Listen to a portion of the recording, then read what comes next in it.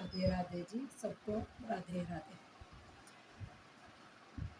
देखिए राधा का प्यार, दुख में भी प्यार।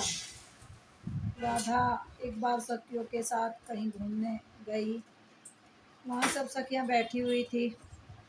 जब सखियाँ सब बैठी हुई थी तो राधा जी के पैर में एक जख्म हो रखा था, तो जख्म से खून बहे जा रहा था। सखियों ने पूछा, तुम्हारे पैर में खून बहे जा रहा है, ये चोट कैसे लगी? उसने कहा, ये तो चोट बहुत पुरानी है, ये भी नई चोट नहीं है। तो सखियों ने कहा, अगर पुरानी चोट है तो खून क्यों बह रहा है? पुरानी चोट तो ठीक हो जाती है अब तक, अभी तो इससे खून बह रहा है।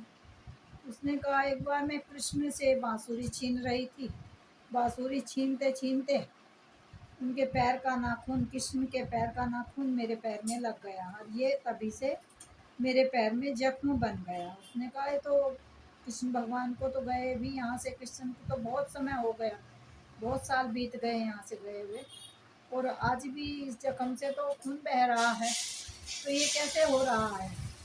तो उसने कहा, मैं इस जख्म को रोज़ कुरेद देती हूँ, उसकी रोज़ पपड़ी उतार देती हूँ, उसको पपड़ी नहीं जमने देती, तो उससे खून बहता रहता है।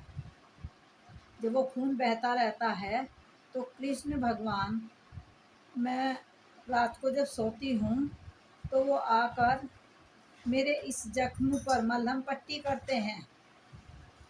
तो सखियों ने कहा, ऐसे कैसे? कह रहे, चलो सामने ही ना सही, लेकिन जब जख्म कुरेदती हूँ कम से कम वो आकर मेरे इस जख्म पर पट्टी तो बांध ही देते हैं, सपने में ही सही, मलहम पट्टी तो कर देते हैं। अगर मेरा ये जख्म भर गया तो कृष्ण भगवान फिर मेरे सपने में भी नहीं आएंगे, तो इसलिए मैं ये जख्म रोज़ कुरेद देती हूँ। तो ये है मेरा पुराना जख्म।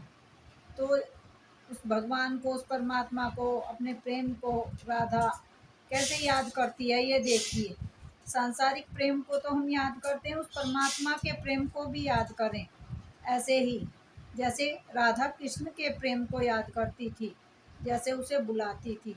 सबको राधे राधे। गीतांजलि आल टिप्स में आप सबका स्वागत है। पसंद आए तो लाइक, शेयर और सब्सक्राइब अवश्य कीजिए। राधे राधे।